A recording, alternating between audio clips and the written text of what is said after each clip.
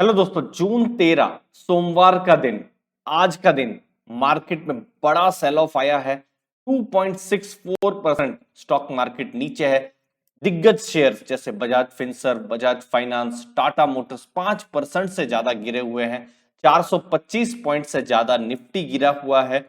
क्या चार रीजन है उसके बारे में हम बात करेंगे कि मार्केट में इतनी वोलेटिलिटी, इतना पैनिक, इतना लॉस क्यों हो रहा है, उसको हम समझेंगे। पहला रीजन दोस्तों, यूएस का इन्फ्लेशन का डेटा 8.6% और ये हाईएस्ट है 1981 में से। उस टाइम में मैं अपनी बात करूं तो मैं उस टाइम में पैदा भी नहीं हुआ था और तब यूएस ने उससे पहले 8%, 8.5% का उन्होंने इन्फ्लेशन देखा था।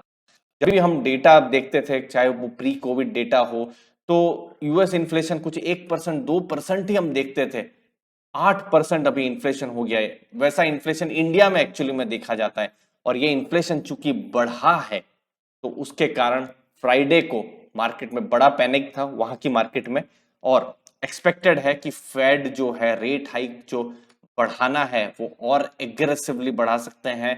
हॉकिश जो उनका जो अभी स्टैंस है वो और हो सकता है। तो यहां पर मार्केट थोड़ी नर्वस है। जून 14 और 15 को फेड की मीटिंग होने वाली है, वहां पर और कुछ क्लैरिटी आएगी, लेकिन ये इन्फ्लेशन के जो डेटा है अच्छा संकेत तो फिलहाल नहीं दे रहे हैं।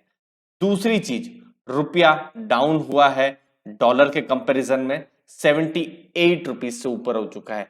अब इसमें पॉजिटिव किसको है? जो समझ लीजिए सर्विसेज को एक तरीके से एक्सपोर्ट करते हैं, जैसे आईटी सर्विसेज है, आईटी कंपनियों को कुछ हद तक फायदा है। लेकिन अगर आप इंपोर्ट करते हैं, जैसे तेल आप इंपोर्ट करते हैं, तो आपके लिए फायदा नहीं है। लेकिन यहां पर एफआईआईज के लिए भी ये खराब न्यूज है और एफआईआईज इसीलिए भी पैसा बाहर कर रहे हैं। आप ऐसा सोचिए, पहले कोई स्टॉक वो 73 रुपीज का बेचते थे, इंडिया की मार्केट है तो इंडिया के रुपीज में उनको पैसा मिलेगा, तो 73 रुपीज का स्टॉक बेचा तो उनको $1 मिलता था। सिंपल शब्दों में समझने की कोशिश करते हैं। लेकिन आज वही स्टॉक समझ लीजिए आज 78 रुपीज का हो गया है, लेकिन आज भी उनको 78 में भी आज उनको $1 मिल रहा है। जहां 73 में भी कुछ समय पहले जब डॉलर का भाव 73 रुपीज था, ऐसा सोचिए, तभी भी ₹1 $1 मिलता था।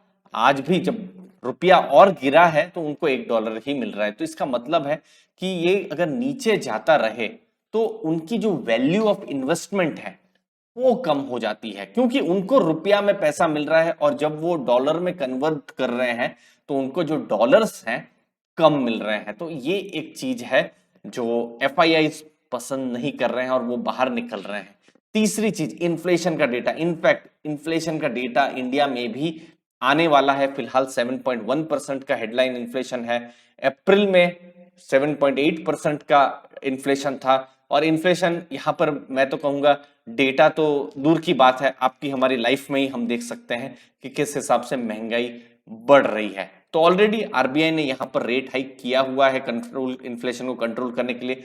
थोड़ा सा ग्रोथ की जो रफ्तार है उसको स्लो करने के लिए गवर्नमेंट ने भी अपनी साइड से कोशिश कर रहे हैं, अलग अलग वो बैन लगा रहे हैं। जैसे कुछ दिनों पहले जैसे स्टील पर उन्होंने एक्सपोर्ट ड्यूटी बढ़ा दी थी। तो गवर्नमेंट का भी फोकस है, इंडिया में भी फोकस है कि कैसे इन्फ्लेशन पर काबू पाया जाए, महंगाई पर काबू पाया जाए। तो आरबीआई तो अपनी तरफ से रेट हाइक कर ही रहा है, लेकिन इसकी वजह से क्या हो सकता है, जो ग्रोथ है वो थोड़ा स्लो डाउन हो सकता है। तो ग्रोथ स्लो डाउन हो गया तो निफ्टी की जो कंपनीज हैं उनकी जो अर्निंग्स है उन पर भी नेगेटिव इफेक्ट पड़ सकता है। चौथा और एक रीजन जो बहुत ज्यादा बात नहीं हो रही है उसके बारे में, वो है चाइना में कोविड। जैसे चाओयांग करके डिस्ट्रिक्ट है बीजिंग में, तो वहां पर भी उन्होंने एक तरीके से सिटी को बंद करने का फैसला किया हुआ है। तो कोविड आउटब्रेक वहां पर भी हुआ है, तो इसके कारण से चाइनीज इकोनॉमी में भी स्लो डाउन की एक तरीके से संभावना है। तो ओवरऑल हम देख पा रहे हैं कि अनसर्टेनिटी हर जगह से है।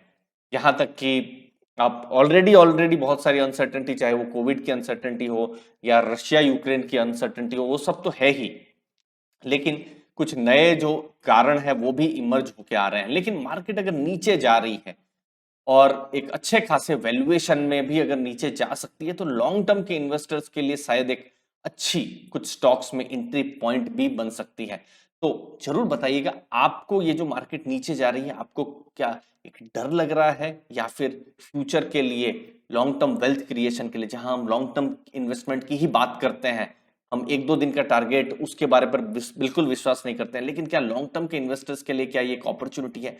जरूर बताइएगा कमेंट सेक्शन में। और लास्ट में दोस्तों जाते हुए, अगर आप नए हैं, आपने अभी तक अपना डीमैट अकाउंट ओपन नहीं किया है, तो पेटीएम मनी में आप अपना फ्री में डीमैट अकाउंट भी ओपन कर सकते हैं, जहां पर आपको वेल्थ एकेडमी के कोर्सेज भी आपको फ्री में मिल जाएंगे, जिसकी कीमत 4500 रुपीज की है। अपने अपना समय दिया, आपके समय के लिए दोस्तों बहुत बहुत धन्यवाद। Thank you very much.